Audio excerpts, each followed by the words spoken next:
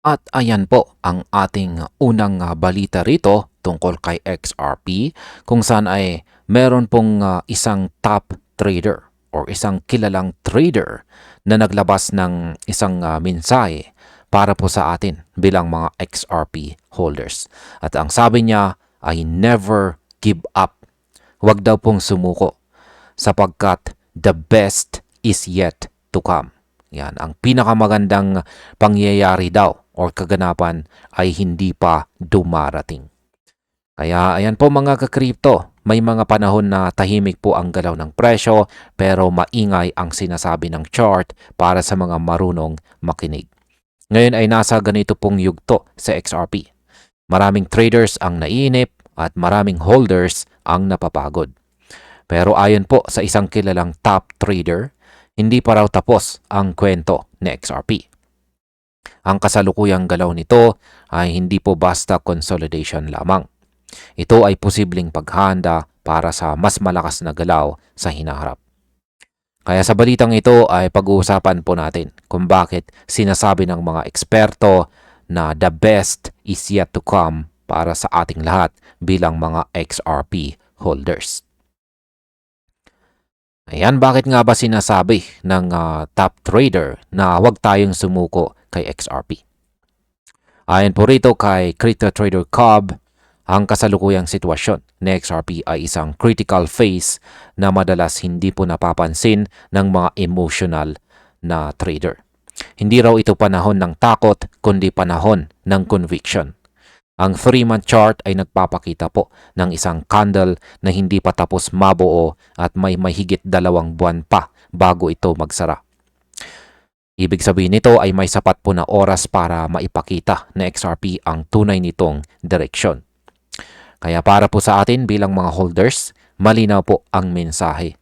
Ang pagsuko ngayon ay maaring mangahulugan ng pag-iwan bago dumating ang pinaka-importanting galaw. Ano naman po ang ipinapakita ng multi-month price structure ni XRP dito?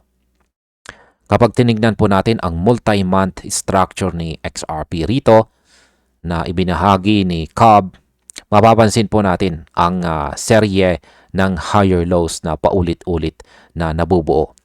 Ibig sabihin nito ay may mga buyer na handang ipagtanggol ang presyo sa bawat pagbaba. Hindi ito galaw ng mahina na asset. Ito ay galaw ng isang coin na unti-unting iniipon. Ang consolidation na matagal ay kadalasang nakaka-frustrate, pero sa technical analysis, ito ang nagiging pundasyon ng malalaking breakout. Para po sa atin bilang mga investors, ang ganitong structure ay indikasyon na may long-term strength itong sa XRP kahit mukhang tahimik sa ibabaw. Paano naman po nagiging senyales ng accumulation ang mahabang consolidation? Marami pong nagkakamali sa pag-akala na ang mahabang consolidation ay senyales ng kahinaan. Sa totoo lang, ito ay madalas indikasyon ng accumulation phase. Dito po pumapasok ang mga may pasensya at lumalabas ang mga walang tiwala. Ayon po kay Cobb, ang kasalukuyang galaw ni XRP ay parang pag-ipon ng lakas bago ang isang malaking hakbang. Kapag natapos po ang ganitong yugto, kadalasan ay mabilis at malakas ang kasunod na galaw. Para po sa atin, ang tanong ay simple. Nasa loob ba tayo kapag nagsimula na ang galaw? Ayan, bakit po ba mahalaga ang kasalukuyang 3-month candle ni XRP? Ang 3-month candle ay hindi po basta ordinaryong candle lamang. Ito ay kumakatawan sa pangmatagalang sentiment ng market. Ayon po kay Cobb, ang kasalukuyang candle na XRP ay nasa isang balance state. Hindi ito overextended at hindi rin oversold. Ibig sabihin nito ay may sapat na espasyo para sa bullish acceleration. Kung ang candle na ito ay magsara ng malakas, posible itong maging reference point ng isang malaking trend na galaw. Para po sa atin bilang mga holders, ang ganitong setup ay bihira at kadalasang nauuna bago ang mga historic price expansion. Ngayon, ay posible ba talagang umabot sa XRP sa presyong $10. Ayan, ang target po na $10 ay maaring mukhang sobrang taas para sa ilan. Pero sa perspective ng macro price trends, hindi po ito imposible. Kapag ginamit po ang measured move techniques mula sa kasalukuyang structure, may logical na basihan ang projection. Hindi ito hulang galing sa emosyon, kundi kalkulasyon base sa historical patterns. Para po sa atin bilang mga investors, malagang maintindihan na ang malalaking galaw ay hindi po nangyayari overnight or sa loob ng isang gabi lamang. Ang mga ito ay bunga ng mahabang paghahanda at saka tamang timing ng market momentum. Ngayon ay ano naman ang psychological challenge sa pag-hold ng XRP ng matagal? Isa po sa pinakamahirap na parte ng crypto investing ay ang patience. Ang mahabang holding period ay sinusubok ang emosyon ng bawat isa sa atin. Kapag pabago-bago po ang presyo, madaling magduda at mag-react. Pero ayon po kay Cobb dito, ang mga nananatiling kalmado sa ganitong yugto ang kadalasang nagiging panalo sa dulo. Ang kasalukuyang phase na XRP ay hindi lamang po test ng chart, kundi test din ng mindset. Kaya para sa atin, ang disiplina po ngayon ay maaaring maging reward bukas kapag nagsimula na ang susunod na bullish phase. At ayan, para po sa akin, ang kasalukuyang galaw na XRP ngayon ay parang katahimikan bago ang bagyo. Hindi po ito garantiya ng agarang pagtaas, pero malinaw na may binubuong istruktura. Ang kombinasyon ng accumulation, strong support levels at saka long-term chart integrity ay hindi dapat basta isantabi. Kaya bilang mga holders, nasa yugto po tayo kung saan ang pananatili ay mas malaga kaysa sa pagiging emosyonal.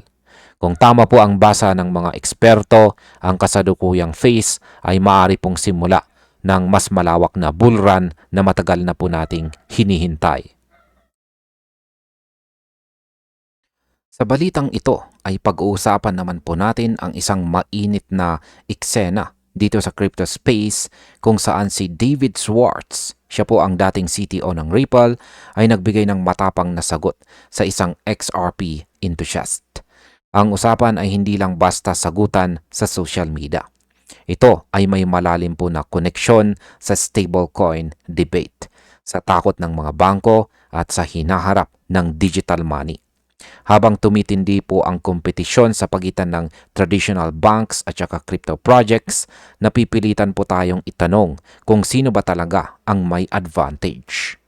Kaya sa balitang ito, makikita po natin kung bakit hindi basta makasabay ang mga bangko, kung bakit nagagalit si Schwartz at kung ano ang ibig sabihin nito para sa atin bilang mga traders at investors. At ayan po siya, si David Schwartz, ang dating Ripple CTO. Bakit nga ba biglang natakot ang mga bangko sa mga stablecoins? Nagsimula po ang usapan ng magbabala itong si Brian Moynihan ng Bank of America. Yan, ang kanyang babala ay ang interest-bearing stablecoins ay pwede daw pong humigop ng $6 trillion mula sa bank deposits. Kapag nawala ang mga deposits, nawawalan ng murang pondo ang mga bangko. Ibig pong sabihin ay mas mahal ang pagpapautang at mas kaunting credit para sa small businesses. Kaya para sa atin mahalaga ito dahil ang liquidity po ng buong financial system ay pwedeng maapektuhan. Kapag humina po ang bangko, nadadamay ang risk appetite ng market. Mas nagiging maingat ang capital at mas nagiging volatile ang crypto. Kaya dito pa lang makikita na natin na ang stablecoin ay hindi na maliit na eksperimento. Isa na po siyang seryosong kalaban. Ngayon ay pwede bang gumawa na lang ng stablecoin ang mga bangko? Isang crypto commentator ang nagtanong kung bakit hindi na lang mag-issue ng sariling stablecoin ang mga bangko para makipagkompetisyon. Sa unang tingin, parang simple po ang sagot. Malalaki ang bangko, may pera sila, may tiwala ang mga tao. Pero dito po pumapasok ang matinding sagot ni David Schwartz. Yan. Para sa kanya, hindi patas ang laban. Ang mga bangko ay nakatali sa mahigpit na regulation. Hindi sila pwedeng basta magbigay ng mataas na yield o mag-experiment ng produkto. Samantalang ang crypto issuers ay mabilis gumalaw. Para sa atin, ibig sabihin nito ay hindi lahat ng may pera ay may kalayaan. At sa market, kalayaan ang madalas nananalo. Yan, kalayaan ang madalas nananalo. Ano naman po ang ibig sabihin ng "Are you mad" na sinabi ni David Schwartz? Ayan, are you mad? Galit ka ba? Ayan ang matapang na reaksyon ni Schwartz kung saan ay hindi po ito personal na atake. Isa itong emosyonal na reaksyon sa sirang sistema. Para sa kanya parang baliw ang ideya na pwedeng makipagsabayan ang bangko sa mga stablecoin issuers sa parehong kondisyon. Ang mga bangko ay may capital requirements, liquidity rules, at saka constant supervision. Ang mga stablecoin issuers ay halos wala nito. Kaya po nilang mag-offer ng yield na bawal gawin ng bangko. Para sa market, malinaw po ang mensahe. Hindi innovation ang problema ng bangko. Regulation ang pumipigil sa kanila. At habang ganito po ang setup, mas mabilis aangat ang crypto native projects kumpara sa traditional finance. Paano naman po nagiging advantage ang regulation sa mga bangko? Ang regulation ay ginawa para sa proteksyon. Pero ayon po kay Schwartz, nagiging pabigat na ito. Bawat galaw ng bangko ay kailangan po ng approval. Bawat bagong produkto ay may limitasyon. Sa kabilang banda, ang stablecoin issuers ay pwede pong mag-adjust agad base sa market demand. Para po sa atin bilang mga traders, mahalaga ito dahil ang bilis ng innovation ay direktang konektado sa price movement. Kung sino ang mabilis mag-adapt, siya ang mas madaling makakuha ng liquidity. At kung nasan ang liquidity, nandoon ang opportunity. Ito po ang dahilan kung bakit patuloy na lumalakas ang crypto kahit tutol ang mga bangko. Ngayon ay bakit naman po delikado kapag parang deposito na ang stable coins? Yan, ang malaking tanong ngayon ay ito. Ang stable coins ay ginagamit na parang bank deposits, pero hindi po sila sakop ng parehong rules. Kapag may nangyaring problema, sino ang sasalo? Ito ang kinatatakutan po ng mga regulators.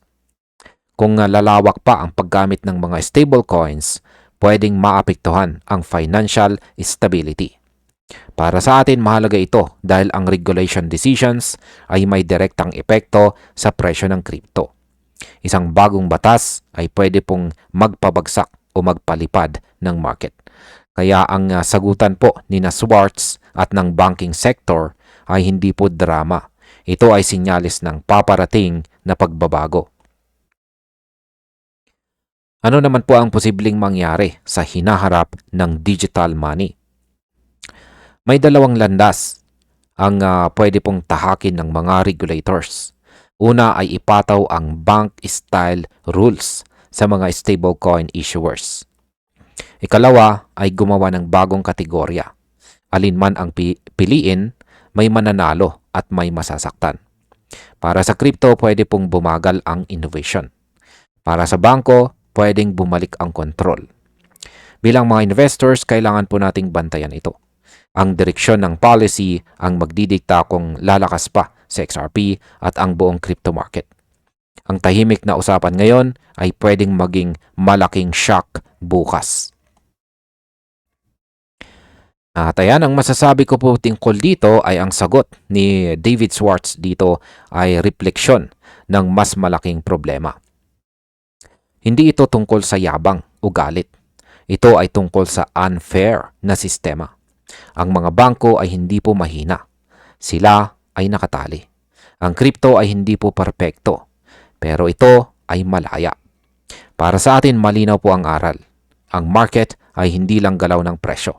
Ito ay galaw ng kapangyarihan.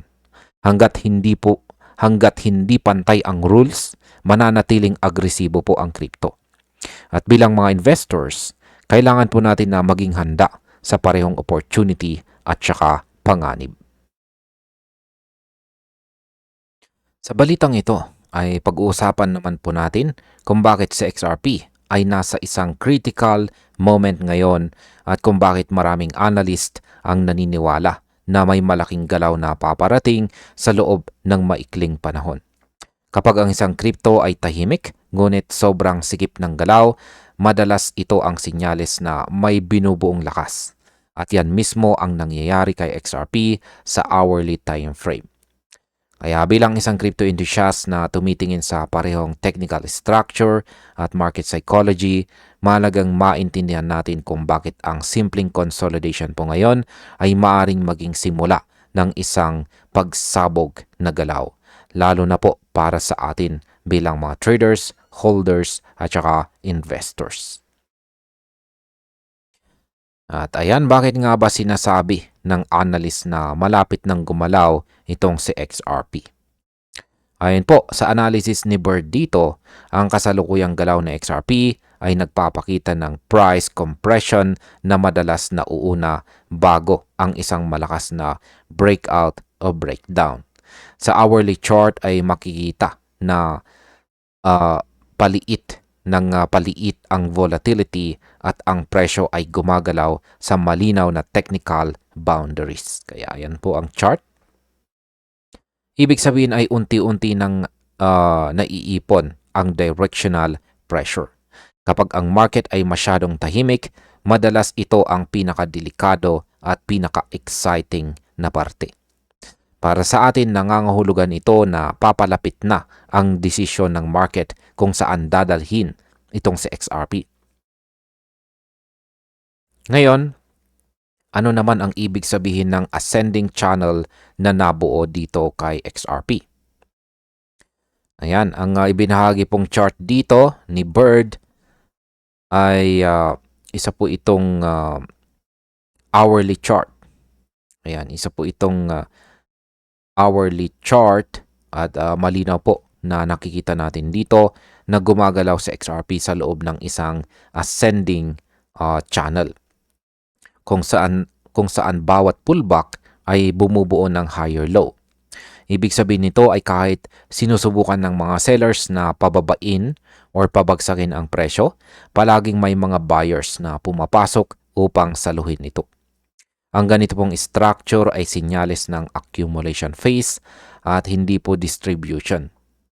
Para sa atin na nakatingin sa market impact, ipinapakita nito na may kumpiyansa ang mga buyers at kontrolado ang risk sa downside habang dahan-dahang tinutulak paitaas sa XRP. At ayan, bakit po ba mahalaga ang concept ng accumulation para sa mga traders? Kapag ang isang crypto tulad po ng XRP ay nasa accumulation stage, madalas ay hindi ito napapansin ng karamihan.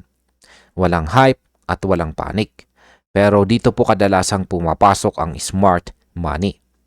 Ang consistent higher lows ay indikasyon na unti-unti itong iniipon at hinahanda para sa mas malaking galaw.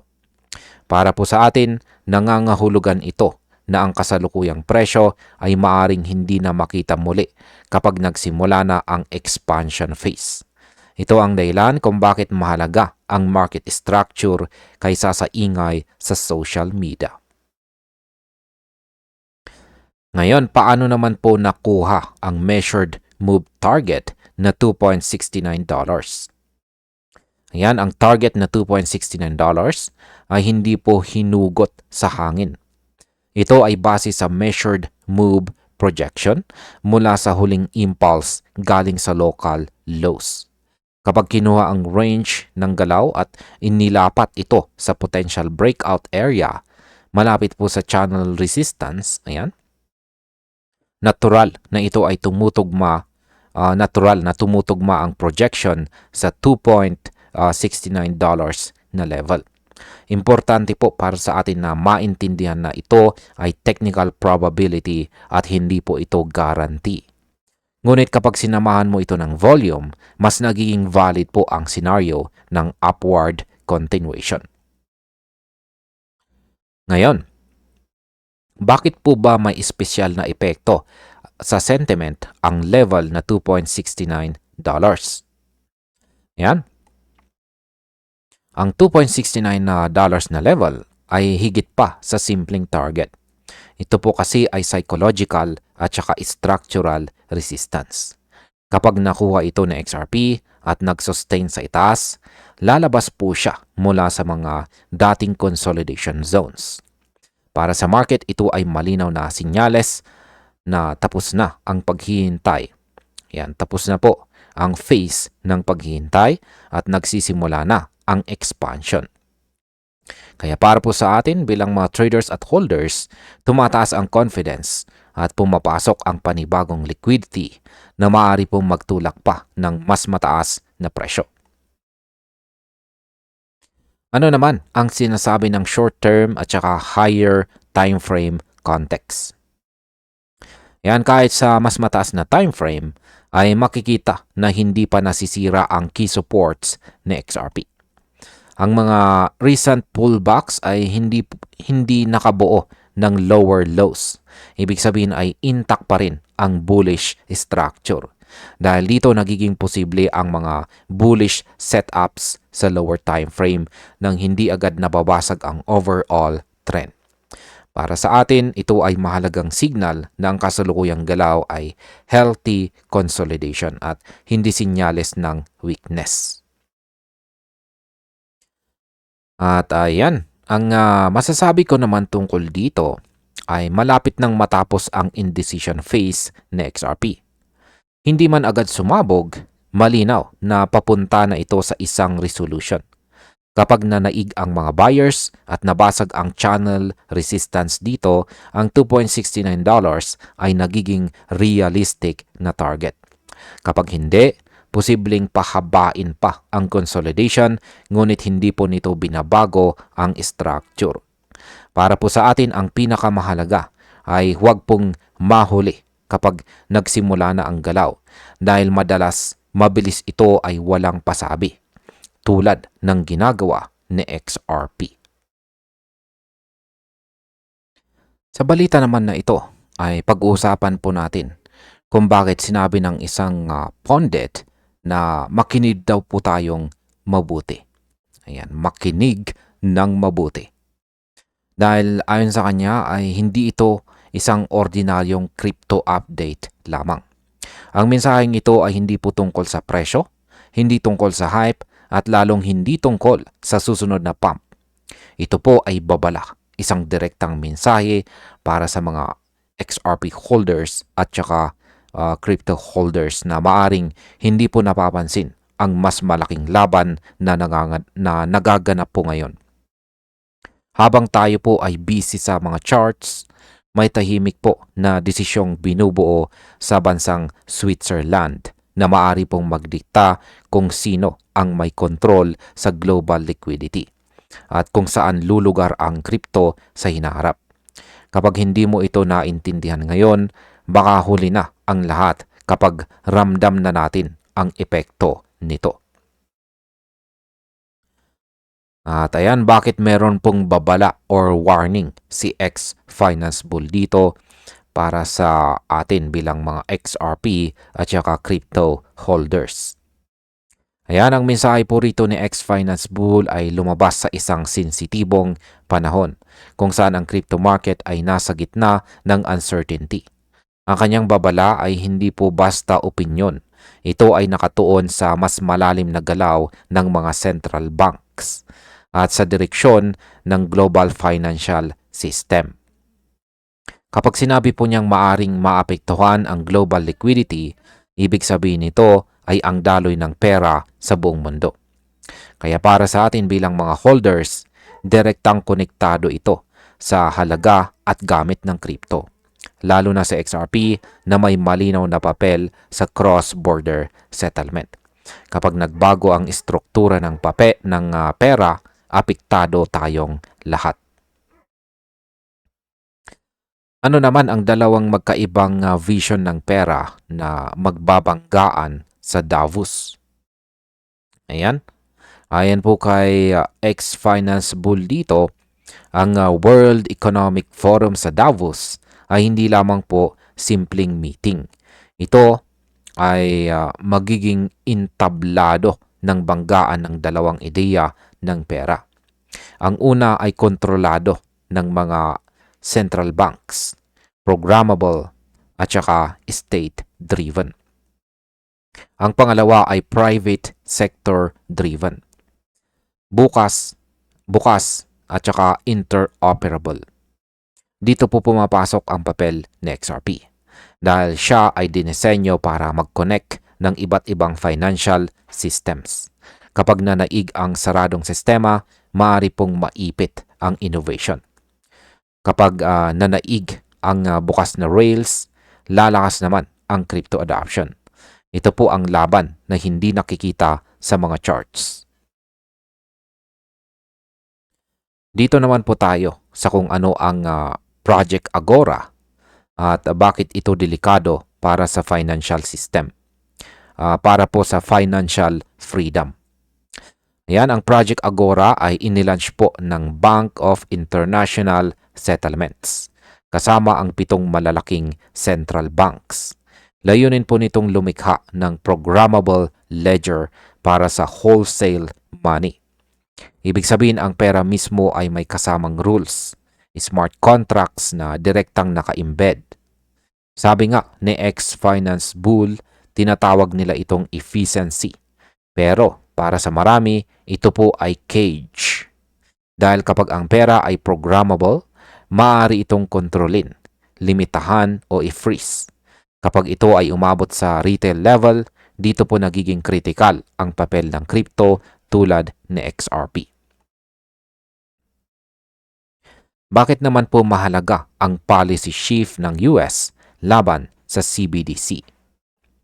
Noong bumalik po sa pwesto si Donald Trump, nagkaroon po ng biglaang pagbabago sa direksyon ng US policy. Isinara po niya ang pinto sa CBDC. Tinawag itong banta sa kalayaan at saka dollar sovereignty.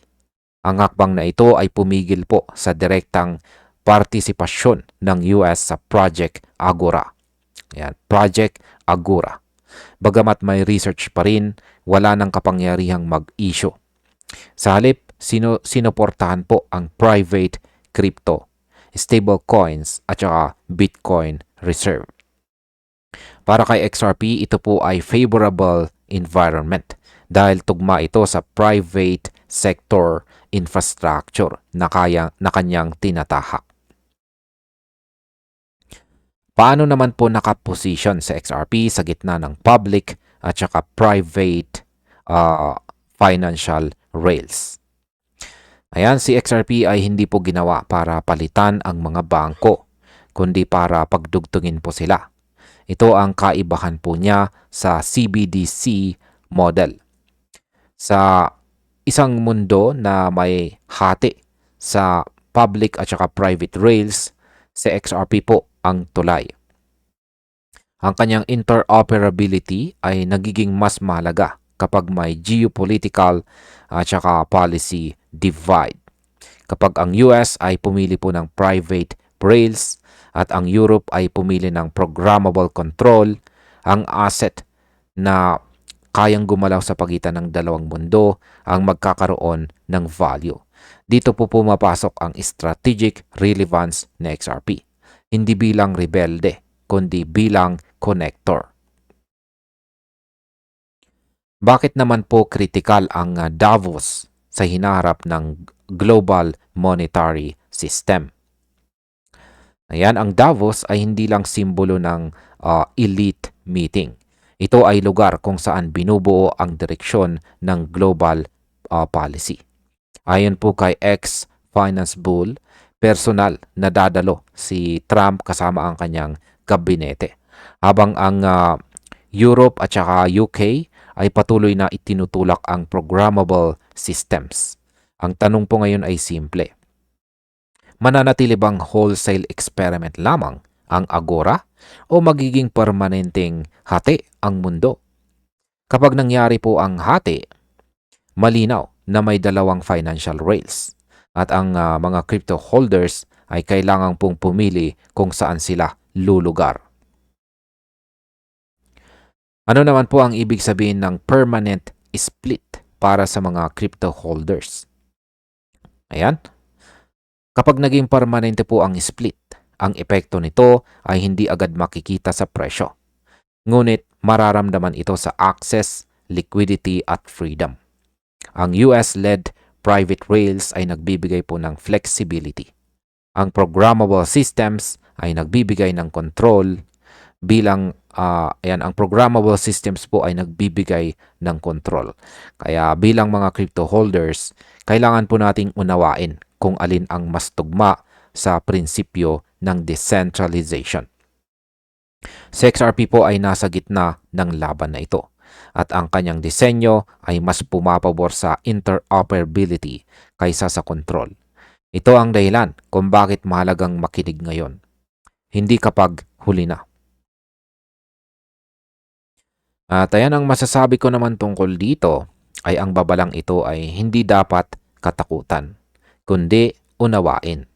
Dahil ipinapakita po nito na ang crypto ay hindi na laro. Hindi na po laro lang ng presyo. Ito ay bahagi na ng global power structure. Si XRP ay hindi po maingay pero malinaw ang kanyang direksyon. Kapag ang pera ay nagiging programmable, ang value ng open rails ay mas tumataas. Bilang mga holders, ang responsibilidad po natin ay maging informed dahil sa darating na panahon, ang kaalaman ang magiging tunay na edge, hindi po ang hype. Sa balitang ito ay pag-uusapan naman po natin ang tungkol sa US Supreme Court kung saan ay may kaugnayan po sa atin bilang mga XRP holders. Ayan, paano nga ba kung ang isang desisyon ng US Supreme Court ay biglang magbago ng direksyon ng buong crypto market? Paano kung ang inaakalang laban kontra sa gobyerno ay unti-unting nagiging pabor sa kanila? At paano kung ang tahimik na pagbabagong ito ay may direktang epekto kay XRP at sa ating lahat bilang mga holders, traders at saka investors?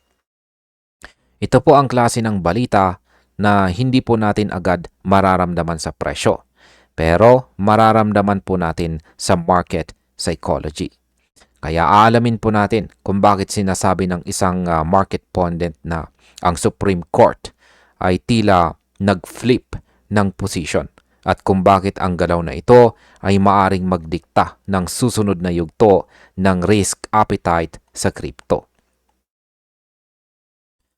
Ayan, bakit nga ba sinasabing nag-flip ang Supreme Court sa usapin ng mga XRP holders?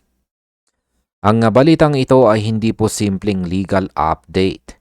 Isa itong sinyales ng pagbabago sa expectations ng market. Ang Supreme Court case na ito ay nagsimula bilang usapin ng presidential tariff powers. Pero ngayon ay tinitignan na ng mga investors bilang sukatan ng mas malawak na legal direction. Kapag ang korte ay nagpapakita ng kakaibang tono, ang market ay nakikinig.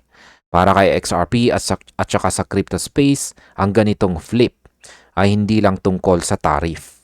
Ito ay tungkol sa kung paano po tinitingnan ng gobyerno ang authority at saka control. At kapag nagbago po ang interpretasyon, nagbabago rin ang risk perception natin. Ngayon ay paano po nagiging market signal ang mga pahayag ng White House at saka ang analyst? Ayan, ayon po rito kay Levi Rietveld ng Crypto Crusaders, malinaw na nagbago po ang narrative. Dati ay inaasahan po ng marami na ibabasura ng Supreme Court ang tariff. Pero ngayon ang White House ay lantaran ng kumpiyansa. Kapag ang gobyerno, kapag ang gobyerno ay nagpapakita ng ganitong confidence, hindi ito basta salita. Ito po ay signal. Kaya para sa crypto market, ang signal na ito ay maaaring magpahiwatig ng mas predictable po na policy environment. At kapag may predictability, mas lumalakas po ang loob ng capital, lalo na sa risk assets na tulad ni XRP. Ngayon, bakit po ba mahalaga ang pagbabago ng odds sa prediction markets? Ang prediction markets ay parang collective mind ng mga investors. Kapag dati ay higit 70% ang paniniwalang talo ang tariff, tapos biglang nagbago, ibig sabihin may bagong impormasyon o may bagong interpretasyon. Ang ganitong shift ay hindi po nangyayari ng walang dahilan. Kaya para po sa mga traders, ito ay babala at saka isang oportunidad. Babala dahil nagbabago po ang landscape. Oportunidad dahil ang mga unang makakaintindi ay may edge. Sa XRP ay sensitibo sa ganitong macro signals dahil siya ay madalas nakaugnay sa regulatory sentiment. Ano naman po ang legal na ugat ng isyong ito sa IEEPA? Ayan, ang pinagmulan po ng lahat ay ang IEEPA. Ang IEEPA ay International Emergency Economic Powers Act. Ayan, isa po itong batas na nagbibigay ng emergency powers sa executive branch. Dati ay kinuwestiyon ito ng lower courts. Kaya maraming investors ang naniwalang babagsak ang tariff. Pero ngayon may indikasyon na maaaring payagan ng Supreme Court ang ibang anyo ng mga ito. Kapag ang korte ay pumayag sa ganitong setup, ibig sabihin mas malawak po ang discretion ng gobyerno. Para po sa crypto market, ito ay indikasyon ng mas structured authority at mas malinaw na rules of engagement. Ngayon ay bakit naman po kahit kontra ang ruling ay maari pa ring manatili ang tariff? Ito ang bahagi na madalas hindi napapansin. Kahit sabihin po ng Supreme Court na may limitasyon ang tariff, may paraan pa rin para manatili ang epekto nito. Sa pamamagitan po ng adjustments at saka legal boundaries. Sa pamamagitan ng adjustments at saka legal boundaries. Kaya para sa market, ito po ay stability. Hindi po bigla ang pagbabago. At ang stability ay gustong-gusto ng kapital. Kaya para po sa atin bilang mga XRP holders, ang ganitong environment ay mas kaaya-aya kaysa sa chaos. Dahil mas madaling magplano, mas madaling mag-hold, at mas madaling mag-risk management. Ayan, mag-risk manage. Bakit naman ito binabantayan ng mga crypto traders at mga XRP holders? Ayan. Ang crypto market ay emotional po kasi. Hindi lang ito numbers. Kapag may legal clarity, tumataas ang confidence. Kapag may uncertainty, nagiging defensive ang mga tao. Ang galaw po ng Supreme Court ay direktang nakakaapekto sa market psychology. Kaya para kay XRP, na matagal nang nasa gitna ng legal narratives, ang ganitong balita ay mas mabigat na epekto. Yan, meron po itong mas mabigat na epekto. Ito ay parang kompas na nagsasabi kung saan papunta ang hangin ng regulation. Ano naman ang mas malawak na implikasyon nito para sa atin bilang mga investors? Ang legal decisions ay hindi po isolated events. Ito po ay konektado sa politika, ekonomiya at saka market expectations. Kapag ang Supreme Court ay nagpapakita ng flexibility, ang mga investors ay nag-a-adjust naman. Hindi lamang po sa stocks, kundi pati sa crypto. Kaya para sa atin, mahalagang makita po ang big picture or malaking larawan. Dahil sa XRP ay hindi lamang po token. Siya ay bahagi ng mas malaking financial transition. At ang mga ganitong senyales ay gabay kung paano po tayo gagalaw. At ayan, ang masasabi ko naman tungkol dito ay ang balitang ito ay hindi po dahilan para mag-panic o mag-celebrate. Ito ay dahilan para maging mas mapanuri. Ang sinasabing flip ng Supreme Court ay paalala na ang market ay dynamic. Sa XRP ay patuloy po na nabubuhay sa gitna ng ganitong pagbabago. Bilang holders at traders, ang trabaho po natin ay umintindi, hindi lang tumingin sa chart. Dahil minsan ang tunay na signal ay nanggagaling sa batas. Hindi sa presyo. Ang balitang ito ay tungkol naman sa pagbunyag ng Evernorth ng kanilang malaking plano para kay XRP ngayong first quarter ng taong 2026. Ayan, paano kung ang susunod na malaking galaw na XRP ay hindi po manggagaling sa hype kundi sa Nasdaq mismo? Isipin mo ito, isang kumpanyang tahimik na nag-iipon ng XRP ay biglang papasok sa public market sa unang quarter ng taong 2026. Hindi po ito chismis, hindi ito theory. Ito ay planong inihayag mismo ng Evernorth. At kapag ang IPO ay nakasentro po sa XRP Treasury, malinaw na may mas malalim na kwento sa likod nito. Ito po ang klase ng balitang kadalasang nauuna bago ang malaking pagbabago sa market. Kaya kung ikaw po ay isang trader, investor o holder, makinig po tayong mabuti dahil ang galaw na ito ay direktang para sa atin. Yan, bakit nga ba mahalagang sinyales ang planong IPO ng Evernorth para kay XRP? Ang planong IPO ng Evernorth sa Nasdaq ay hindi po ordinaryong balita. Kapag ang isang crypto-focused company ay pumapasok sa public market, ito ay malinaw na sinyalis ng institutional confidence. Hindi basta papasok sa Nasdaq ang isang entity kung walang malinaw na regulatory footing. Ayon po kay John Square dito, ang hakbang na ito ay indikasyon ng adoption. Hindi lang exposure, kundi regulated access. Para sa atin, mahalaga ito dahil binubuksan nito ang pinto para sa institutional capital. Hindi na kailangan ng sariling custody o wallet. Sa halip, public stock ang binibili. At sa likod nito sa XRP ang mismong pundasyon. Paano naman po binabago ng public stock access ang paraan ng pag-invest kay XRP? Ayan, pinaliwanag po ni Ashish Birla ng layunin po ng Evernorth ay gawing simple ang access. Ayan, gawing simple ang access. Marami pong institutions ang gustong pumasok sa crypto pero ayaw ng operational risk. Kaya dito po pumapasok ang Evernorth. Sa halip na mag-manage ng wallets at saka security, bibili na lang sila ng public stock. Sa likod nito ay may XRP exposure. Ito ay malaking pagbabago sa dynamics ng market. Dahil mas marami pong capital ang pwedeng pumasok nang hindi po direktang humahawak ng crypto.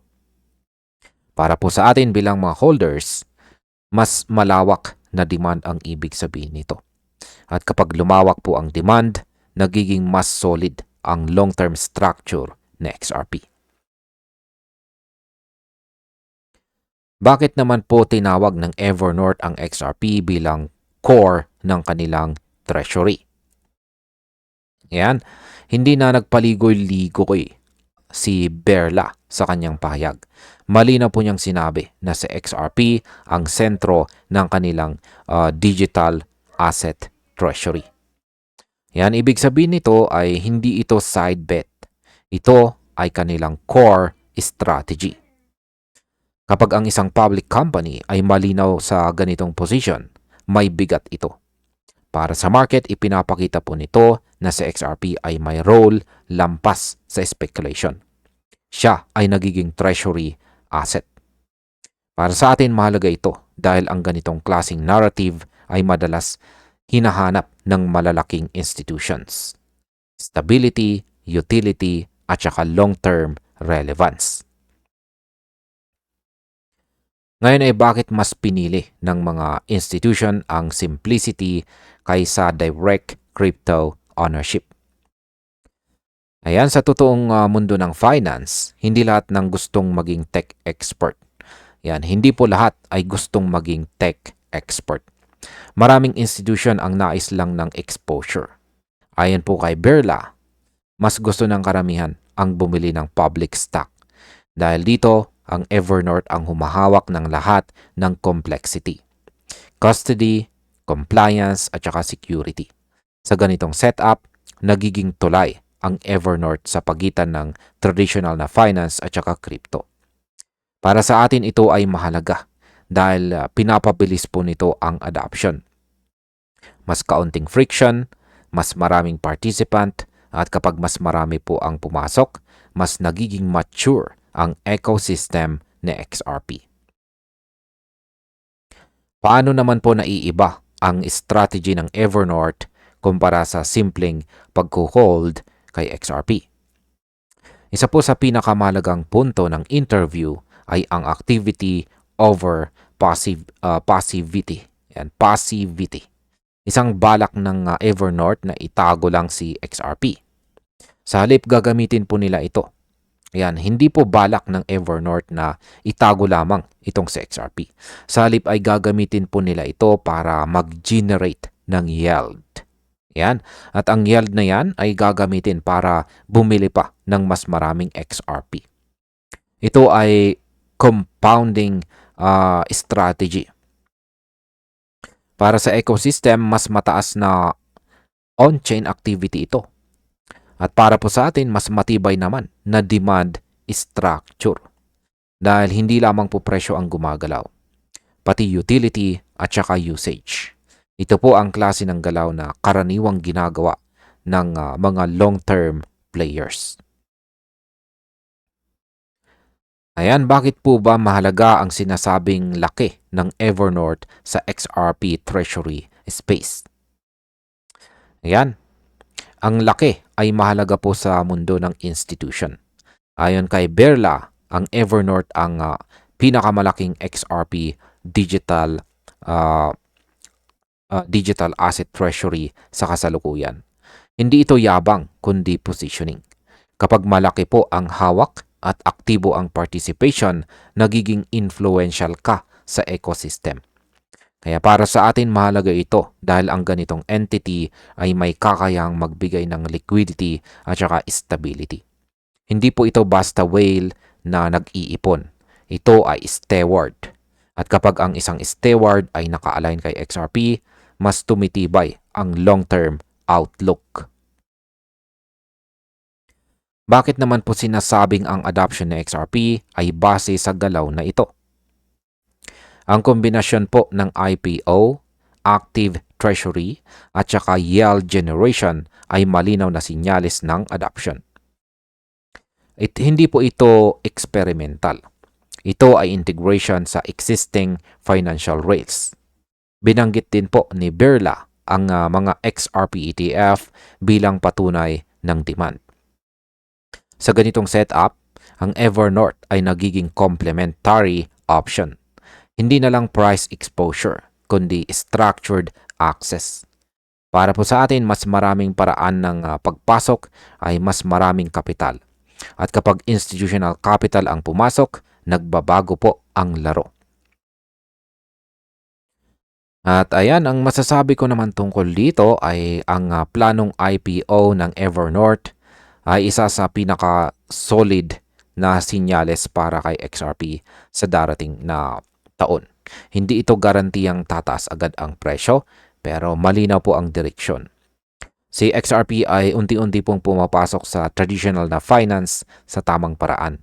Kaya bilang mga traders at holders, ito po ang mga balitang dapat na pinapansin natin.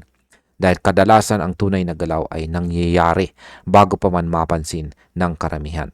At kung maaga po nating naintindihan ito, mas handa po tayo sa susunod na yugto. Sa balita naman na ito ay pag-usapan po natin ang tungkol sa isang analyst na napaka-confident or malakas ang kanyang paniniwala na magagawa raw po ni XRP na lampasan ang presyong $3. Ayan. Paano kung ang akala ng karamihan ay weakness? Yan. Paano kung ang akala ng karamihan na weakness ay isa palang totoong paghahanda? Paano kung ang pullback na kinatatakutan ng marami ay siya palang senyales na malapit na ang susunod na malaking galaw? Sa crypto market, madalas nauuna po ang takot bago ang oportunidad. At ngayon sa XRP ay muling nasa gitna ng usapan. Hindi dahil sa hype, kundi sa structure. Meron pong analyst dito na nagsasabing handa na sa XRP na lampasan ang presyong $3. Hindi po ito basta hula. Ito ay base sa malinaw na technical signals. Kaya sa balitang ito ay pag-uusapan po natin kung bakit ang kasalukuyang galaw na XRP ay mukhang preparation o paghahanda, hindi po exhaustion. At kung bakit po tayo mismo ay kailangang magbigay pansin ngayon. Ayan, ano nga ba ang ipinapakita ng kasalukuyang price behavior na XRP sa market? So ngayon sa XRP po ay sinusubok ang emosyon ng market. Marami pong mga traders ang nagtatanong kung tapos na ba ang kanyang lakas o nagsisimula pa lamang. Matapos po ang matalim na pullback, marami ang kinabahan. Pero mapapansin na ang presyo ay unti-unti nang nag-stabilize. Ang ganitong behavior ay madalas makita kapag ang market ay naghahanda. Hindi po ito random movement. Ito ay controlled. Para po sa atin bilang mga traders at holders, mahalaga ito dahil ang consolidation, matapos po ang volatility, ay kadalasang nauuna sa directional move. Kapag ang asset ay hindi po tuluyang bumabagsak, ibig sabihin ay may pumipigil. At kadalasan ang pumipigil ay demand. Bakit po ba naniniwala ang analyst na si XRP ay naghahanda at hindi po siya humihina? Ayon po sa mas malawak na market na pananaw, ang structure ni XRP ay hindi mukhang sirang-sira. Sa halip, ito po ay mukhang buo. Kapag ang isang asset ay dumaan po sa pullback pero hindi po nag-break ng critical levels, malinaw na may nag-iipon. Ito po ang sinasabi ng structure. Hindi lahat ng pagbaba ay bearish. Minsan ito po ay strategic reset. Kaya para sa atin, mahalagang maunawaan ito dahil ang mga institution at saka experienced traders ay hindi po bumibili sa tuktok o sa peak. Sila ay bumibili ng tahimik. Kaya kapag ang presyo ay kumakapit sa mahalagang zones, ito ay senyales ng paghahanda. Ano naman po ang kumpiyansang pananaw ni Crypto Captain tungkol sa direksyon ni XRP?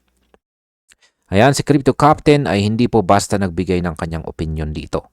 Ang kanyang analysis ay nakabase po sa higher time frame structure. Yan, confirmed support levels at saka emerging reversal behavior. Kapag ang isang asset ay tumitingin sa daily at mas mataas na time frame, mas mabigat ang bigat ng kanyang analysis.